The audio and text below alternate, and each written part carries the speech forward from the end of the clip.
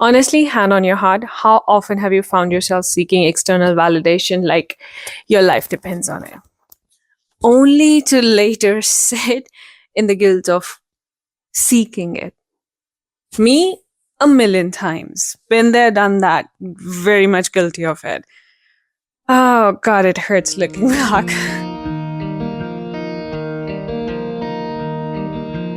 And it does hurt looking back who I was every time I forgot that my biggest power lies in knowing that my worth comes from myself and not from an external figure. Let me tell you the story.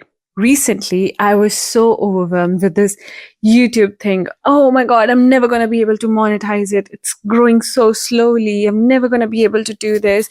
I'm such a failure. What if everything was a waste? What if I should not have left my job? What if I'm not good enough? What if I don't have it in me to sustain clients and retain my clients on my business? And oh my God, this is too much. And in that moment, I told this kind person that I really miss my friends. I really wish they were here.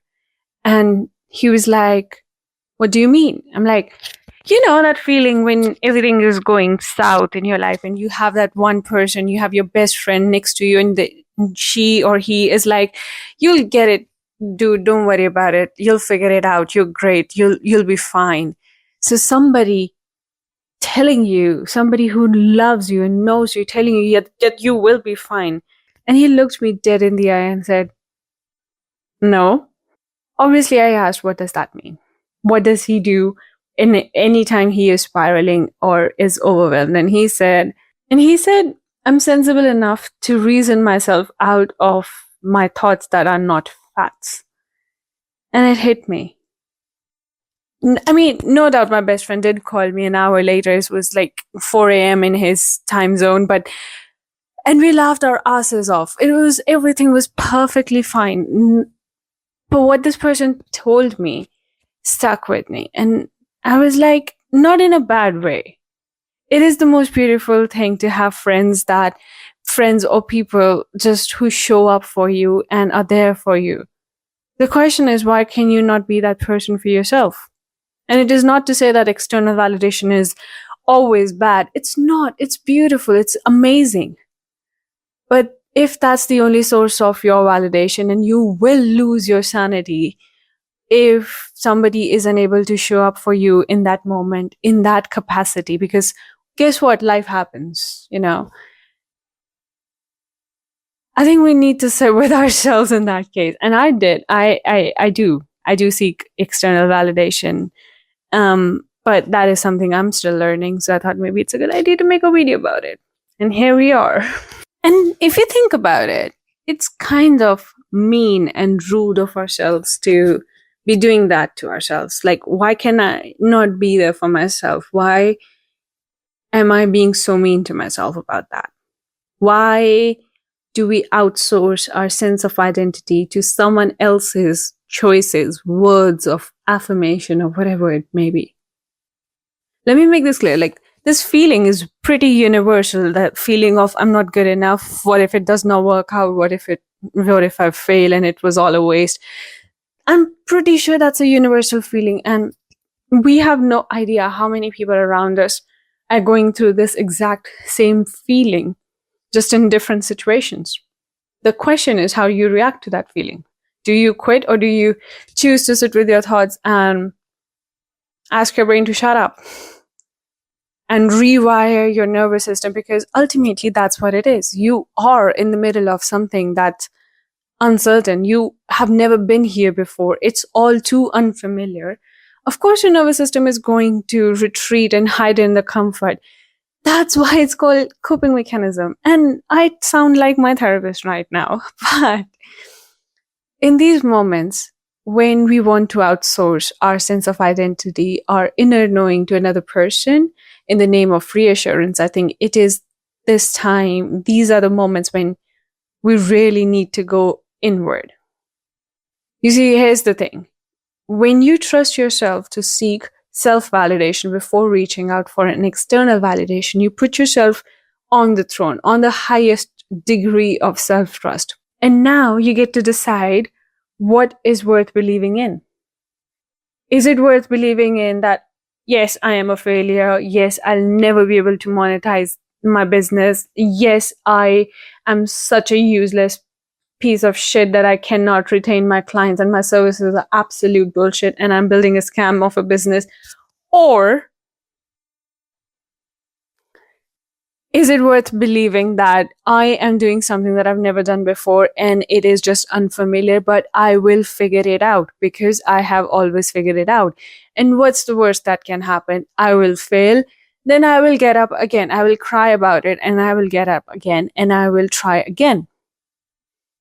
And I will try until I succeed. Because ultimately, whether you want it or not, that is the thing. You have to do that. And you have to trust on yourself. You need to have that trust in yourself that you will figure it out.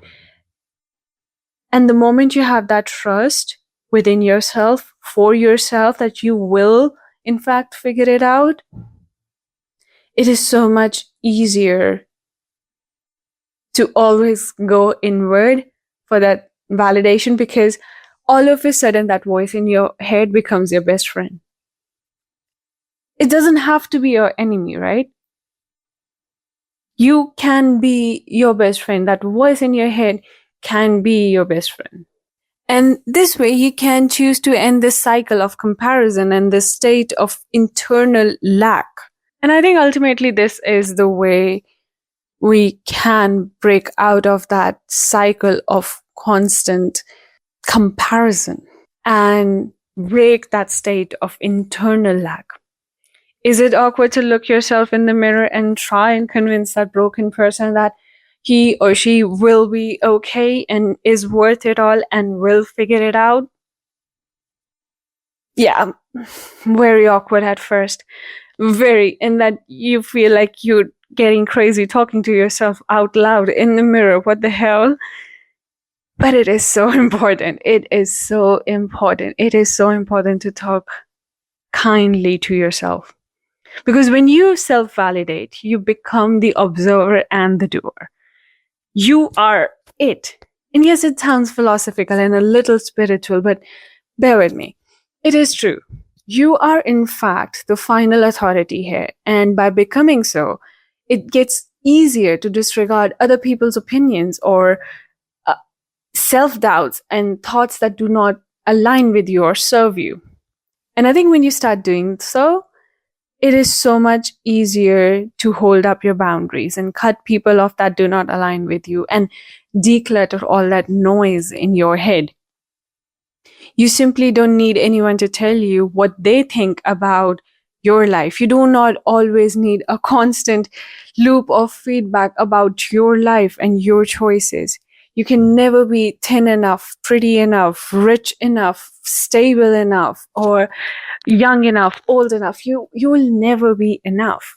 And the moment you accept that and put yourself in the center of what is enough for you, I think that's when everything changes. I think that's the power of validating yourself, because this is my life and I get to live it the way I want to. You have your life. If you think I'm not pretty enough, be prettier than me. If you think I'm not rich enough, be richer than me, but don't tell me what to do. I have my life. Let me live it my way. You have your life. Live it the way you think is right or by your standards. Don't force your standards on mine. And for you, it's like, don't go out seeking other people's standards for a life that you want to build within yourself. And of course, all of this is so much easier said than done. It's not easy to declutter this noise in your head, but I think the alternate is much more scarier. It's more scarier. I think by putting yourself in the center of the cycle and removing people's opinions, you do not have any other choice but to trust yourself. and have your own opinions and standards for yourself. And I think ultimately that's the goal. Living by your own standards and decide from there on if you need to change. Because now, for the first time, the idea of change is coming from you and not to you by the society that believes that you need to do XYZ thing. It's self-motivated change. And I think that's so much stronger and has a better foundation than a forced one. In the last video, I said we are so used to trying to fit in that we slowly forget our own voice in the crowd. But I think going inward and seeking that change or validation from within, I think that's the answer. You need to belong to yourself first. You need to seek your own answers from within. And it's kind of funny. It reminds me of that Ricky Gervais video. Let's ask the average person what they think. Let's not. Do you know how stupid an average person is? I mean, I know he said it in a completely different context, but it still kind of fits here together. Why do we need to ask people on Twitter and Instagram and for God's sake on Reddit about if what you're feeling or doing right now is the right thing to do? I mean, we have 62 million visits on a website that should not have existed in the first place. I think I would rather want to sit with myself in discomfort and ask my own opinions based on the 23 years of living with my own self than go outward and ask for a old white man's opinion about me or anybody's opinion about me for that matter. And I think the same goes for relationships and friendships and workspaces. For example, if you're really angry, why not process that anger before calling someone and picking up a fight or asking a friend to rescue you from that emotion? You can scream, you can scream in a pillow, or you can cry about it, you can journal, or whatever your way of letting out those emotions is. And the moment you regulate, it's okay.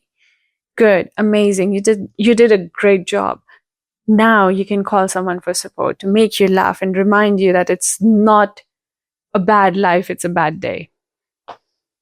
And I think ultimately it comes down to not calling people to rescue you, but to share.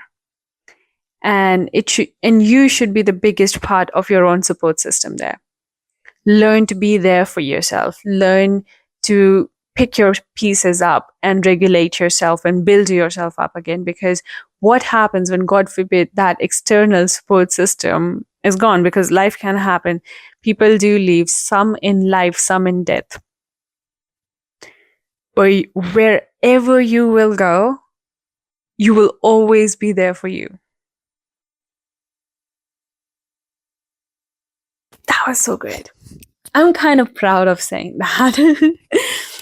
Anyways, if you like what I talk about, feel free to read my Substack. I publish essays and short stories there. And if you would like a free guide to unstuck your thoughts, there's a 5-question PDF down below to just regulate your nervous system and end that spiral that you can go in if you're an overthinker like me. Until next time.